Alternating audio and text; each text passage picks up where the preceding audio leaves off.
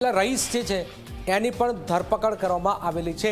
નકલી દારૂકાંડ મામલે હવે તપાસનો ધમધમાટ ચાલી રહ્યો છે। ભાવનગરમાં જ આ દારૂ બનાવાયો હતો।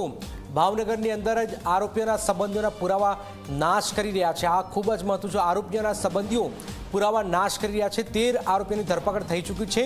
21 લોકો સામે ફરિયાદ થઈ છે। રઈસ મુખ્ય સૂત્રધાર છે।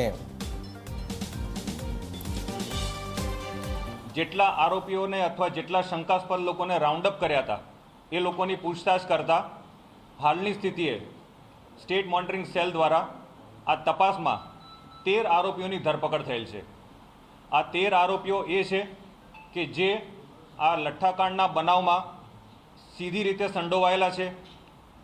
આ આરોપીઓ પૈકી ઘણા આરોપીઓ એવા છે કે જે લોકોએ રો મટીરિયલ અને અમુક વસ્તુઓ જે દારૂ બનાવવાની હતી તે પ્રોવાઈડ કરવામાં આવી છે, તે મગાવવામાં આવી છે। ઘણા આરોપીઓ એ છે કે જે લોકોએ આ દારૂ બનાવ્યો છે।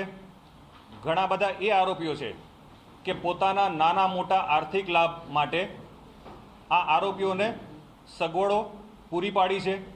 અને ઘણા આરોપીઓ એ છે કે જે આ દારૂ બન્યો એ દારૂ બન્યા બાદ એને ડિસ્ટ્રીબ્યુશન કર્યું છે, એનું વેચાણ કર્યું છે।